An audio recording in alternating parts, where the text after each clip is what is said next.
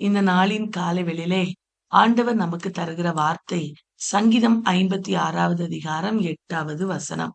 என் அலைச்சல்களை தேவரீர் எண்ணி இருக்கிறீர். என் கண்ணீரை உம்முடைய துருத்தியில் வையும். அவைகள் உம்முடைய கணக்கில் அல்லவோ இருக்கிறது. அன்பான தேவ பிள்ளைகளே, இந்த காலை வேளையிலே ஆண்டவர் நமக்கு ஒரு ஆறுதலான மனமகிழ்ச்சியான வார்த்தையை அவர் தருகிறார். என்னன்னா, உனக்குள்ள எல்லாவற்றையும் நான் ரெக்கார்ட் பண்ணி வைத்திருக்கிறேன். எல்லாம் என் கணக்குல இருக்கிறது. அதை நான் எண்ணி வைத்திருக்கிறேன் என்று அவர் இந்த காலை வேளையிலே வாக்கு கொடுக்கிறார். என்னுடைய அலைச்சல்கள், நான் அலைகிற அலைச்சல்கள், என்னுடைய காரியங்கள், என்னுடைய கண்ணீர்கள், யார் இதெல்லாம் பார்த்துட்டு இருக்கிறா? இதிலிருந்து எனக்கு ஒரு விடுதலை கிடைக்காதா? எனக்கு ஒரு அற்புதம் நடைபெறாதா என்று பல சூழ்நிலைமைகளிலே, கேள்விகளின் மத்தியிலே ஒருவேளை நீங்க இந்த பிரேயர்ல வந்திருக்கலாம். ஆண்டவர் இந்த காலை வேளையிலே சொல்லுகிறார், உன்னுடைய அலைச்சல்களை ஒருவேளை இந்த உலகத்தின் மனிதர்கள் அவர்களால் எண்ணக்கூடாது. அவர்கள் அதை எண்ணாமல் போயிருக்கலாம். அல்லது உன்னால கூட நீ எத்தனை முறை அலைந்து திரிகிறாய், எத்தனை காரியங்களிலே உனக்கு ஒரு அற்புதம் நடைபெறாத ஒரு சூழ்நிலைமை உன் வாழ்வில் உண்டாயிருக்கலாம். ஆனா நான் உன்னுடைய அலைச்சல்களை அறிந்திருக்கிறேன், எண்ணி வைத்திருக்கிறேன். கவுண்ட் பண்ணி வச்சிருக்காரா, ரெக்கார்ட் பண்ணி வச்சிருக்கிறாரா. எத்தனை முறைகளில நம்ம கண்ணீர் வடிக்கிறோம். அந்த கண்ணீரெல்லாம் அவர் துருத்தியில வச்சிருக்கிறார். அந்த துருத்தியிலே வைத்து, அந்த கணக்குல வைத்து அதற்கு பதிலை தருவேன் என்று இந்த காலை வெளியில வாக்கு கொடுக்கிறார். ஏன்னா அவர் யெகோவா என்கிற நாமம் உள்ளவர்.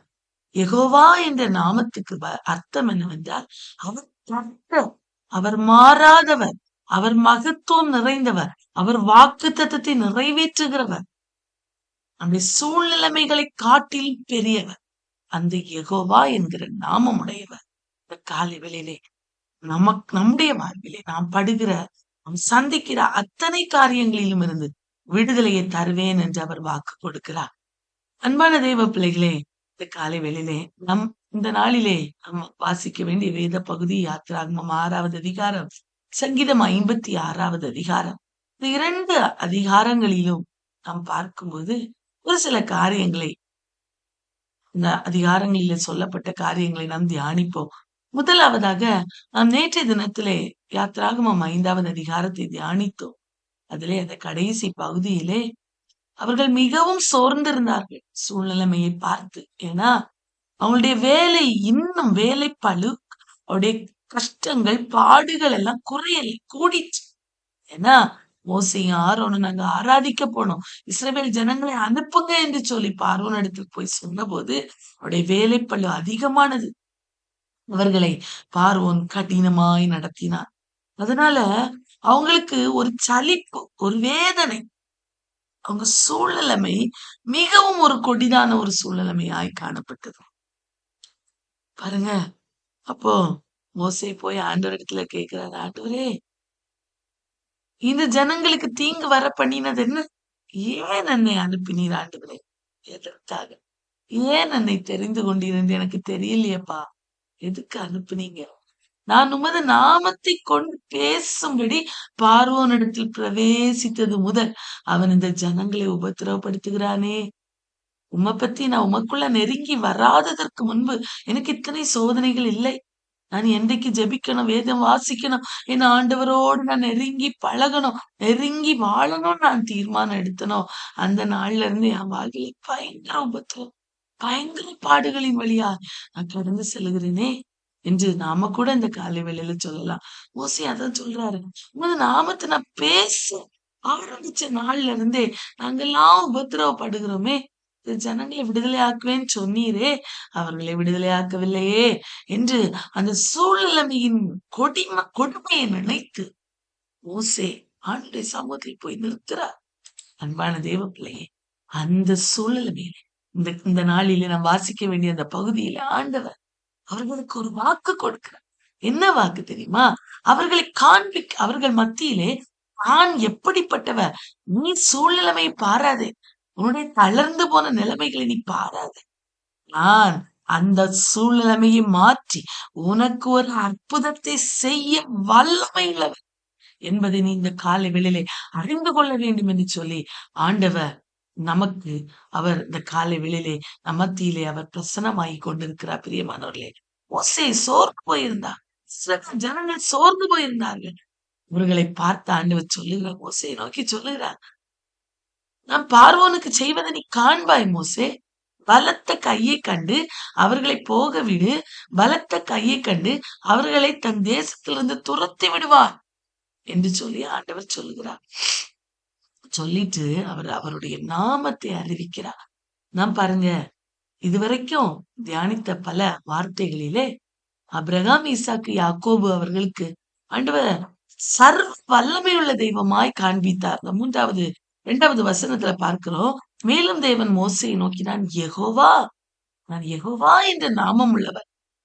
அவர் சொல்றார் பாருங்க, நான் சர்வ வல்லமையுள்ள தேவன் என்னும் நாமத்தினால் நான் ஆபிரகாமுக்கும், ஈசாக்குக்கும், யாக்கோவுக்கும் தரிசனமானேன். ஆனாலும் யெகோவா என்னும் என் நாமத்தினால் நான் அவர்களுக்கு அறியப்படவில்லை. ஆனா இன்னைக்கு நான் உனக்கு யெகோவா என்கிற அந்த நாமத்தினால உங்களுக்கு நான் என்னுடைய பெயர் பிரஸ்தாபத்தை நான் அறிவிக்க போகிறேன் என்று ஆண்டவருடைய நாமத்தின் மகத்துவத்தை மோசேக்கு காண்பித்து கொடுத்தார். அன்பான தெய்வ பிள்ளையே, அப்படியானால் அந்த யெகோவா என்கிற நாமத்துக்கு என்ன பெரிய மகத்துவம் என்று பார்க்கும்போது அவர் சொல்றார், நான் கர்த்தர். பாருங்க 6வது வசனத்துல, நானே கர்த்தர்.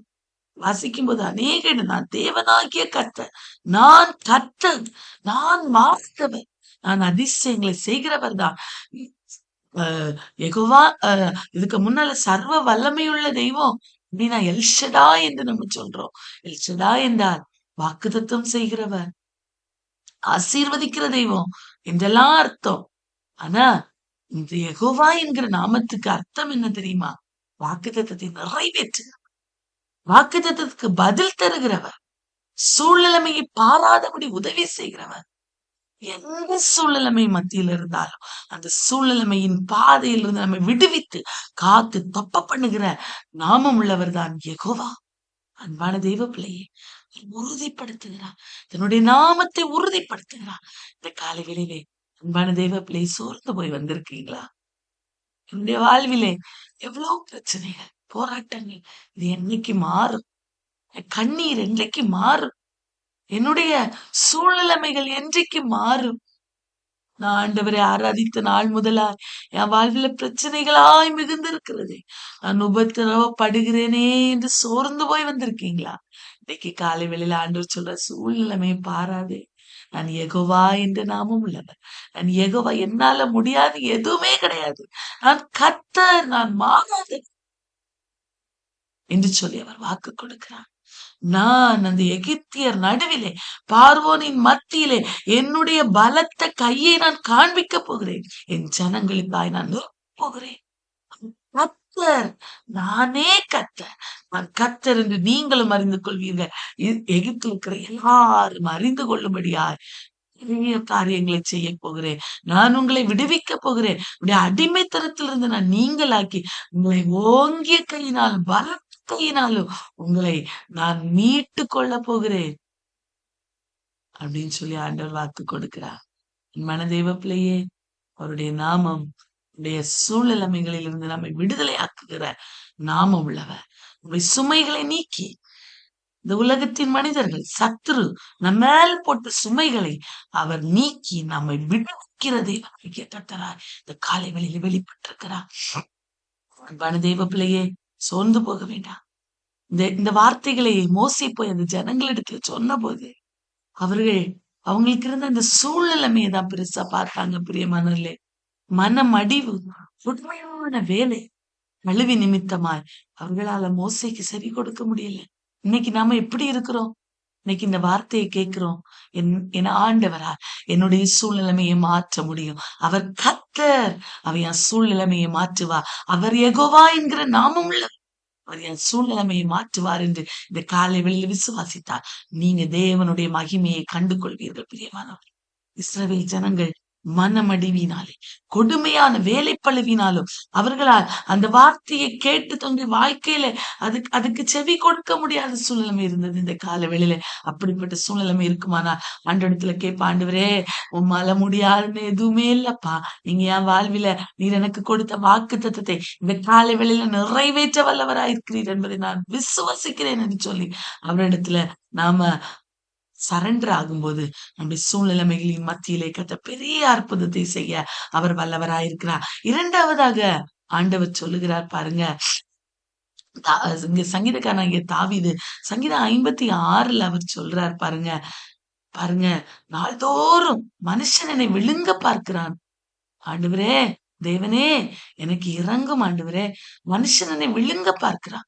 நாள்தோறும் போர் செய்து என்னை ஒடுக்குகிறான். தினமும் நித்தம் நித்தம் எனக்கு போராட்டம். இந்த சூழ்நிலைமையின் மத்தியில கடந்து செல்கிறீர்களா? பாருங்க, நாள்தோறும் என்னை விழுங்க பார்க்கிறார். எனக்கு விரோதமாய் எழும்புகிறவர்கள் அநேகர். எனக்கு விரோதமாய் போர் செய்கிறவர்கள் அநேகர். பாருங்க, அந்த சூழ்நிலைமையில தாவீது சொல்லுகிற தாவீதினுடைய நம்பிக்கை எப்படிப்பட்டதா இருந்தது தெரியுமா? இந்த நம்பிக்கை தான் இந்த காலை வேளையில நமக்கு உண்டாக வேண்டும் என்று சொல்லி ஆண்டவர் விரும்புகிறார். பாருங்க, இஸ்ரவேல் ஜனங்கள் ஓட்டங்களின் வழியாய் கடந்து செல்லும் போது ஆண்டவருடைய பெரிய நாமத்தை அறிவிக்கிறார். நான் இந்த நாமம் யெகோவா என்கிற நாமத்தை உங்களுடைய மூதாதையர்கள் ஆபிரகாம், ஈசாக்கு, யாக்கோபுக்கு நான் இந்த நாமத்தை அறிவிக்கவில்லை. ஆனா நீங்க கடந்து செல்கிற சூழ்நிலைமை கொடிதா இருக்கிறது. இந்த கொடிதான சூழ்நிலைமையிலிருந்து உங்களை நான் விடுவிக்க வல்லவராயிருக்கிற யெகோவா என்ற நாமமுடையவர் நான் கர்த்தர் என்று அவர் அறிவித்த போது அவங்களால் கேட்க முடியல. அவங்களுக்கு ஏன்னா அவ்வளவு பாரங்கள் அவங்களை அழுத்தி இருந்தது. அன்பான தெய்வ பிள்ளை தாவீது சொல்றார் பாருங்க, எனக்கு விரோதமா எனக்கு நித்த நித்தம் போராட்டம், எனக்கு நித்த நித்த பிரச்சனை தான் இருக்கு. ஆனா என் கர்த்தர் பெரியவர். நான் பயப்படுகிற நாளிலே என் கர்த்தரை நம்புவேன். அன்பான தேவ பிள்ளை, இந்த விசுவாசம், இந்த நம்பிக்கை இந்த காலை வேளையிலே நம்மில வரணும் பிரியமானவர்களே. ஆவிக்குரிய வாழ்விலே அப்படிப்பட்ட ஒரு விசுவாசிகளாய் நம்ம மாறணும். ஆண்டவர் அதை விரும்புகிறார். நான் பயப்படுகிற நாளில் உம்மை நம்புவேன். அழகான சங்கீதம் பிரியமானவர்களே. தாவீது சொல்லுகிறார் பாருங்க, தேவனை முன்னிட்டு அவருடைய வார்த்தை புகழும். எனக்கு விரோதமா யார் என்னவோ சொல்லிட்டு போட்டு, என் சூழ்நிலைமை எவ்வளவு பெருசா இருக்கட்டு, ஆனா நான் என் ஆண்டவருடைய வார்த்தையை புகழுவேன். அவரை நம்பி இருக்கிறேன். மாம்சமானவன் எனக்கு என்ன செய்திட முடியும்? நான் அவருடைய பிள்ளை அல்லவா? யெகோவா என்கிற நாமத்தை ஆராதிக்கிற அவருடைய பிள்ளை அல்லவா? மனுஷன் என்ன செய்திட முடியும்? அவங்க எனக்கு எவ்வளவு தீங்கு செய்யட்டு, என் காலடிகளை ஒருவேளை அவர்கள் தொடர்ந்து வரட்டு, ஆனா என் ஆண்டவர் என் அலைச்சல்களை அறிந்திருக்கிறார். என் கண்ணீரை துருத்தில வைத்து பதில தருவார். அந்த நம்பிக்கை எனக்கு இருக்கிறது. பாருங்க, மறுபடியும் சொல்ற, தேவனை முன்னிட்டு அவருடைய வார்த்தையை புகழ்வேன். கர்த்தரை முன்னிட்டு அவருடைய வார்த்தையை புகழ்வேன். தேவனை நம்பி இருக்கிறேன். நான் பயப்படேன். மனுஷன் எனக்கு என்ன செய்யும்? அன்பான தேவ பிள்ளையே, எவ்வளவு பெரிய நம்பிக்கையின் வார்த்தை வெளிப்படுது இந்த காலை வேளையிலே. நம்முடைய நம்பிக்கை எப்படி இருக்கிறது? யெகோவா தேவனை ஆராதிக்கிறோம். என் ஆண்டவர் பெரியவர், அவர் கர்த்தர். ஒரு முறை பேதுரு ஆண்டவரை பார்த்து கர்த்தர் அப்படின்னு சொல்லி அவரை அறிந்திருந்தார் பேதுரு. இன்னைக்கு அறிந்திருக்கிறோமா கர்த்தரை? அவர் கர்த்தர் என்று சொன்னான் பேதுரு. அந்த ஆண்டவர் உயிர் தெழுந்து அங்க யோவான் கடைசி அதிகாரத்தில் பார்க்கிறோம். எல்லாத்தையும் பார்த்து சொல்றான், யோவான் இருக்கிறார் கூட, யாக்கோபு இருக்கிறார். இவர் கர்த்தர், ஆனா நிக்கிறது கர்த்தர் என்று சொல்லி அறிந்து கொண்டான் ஆண்டவரை. இந்த காலை வெளியில அறிந்திருக்கிறோமா?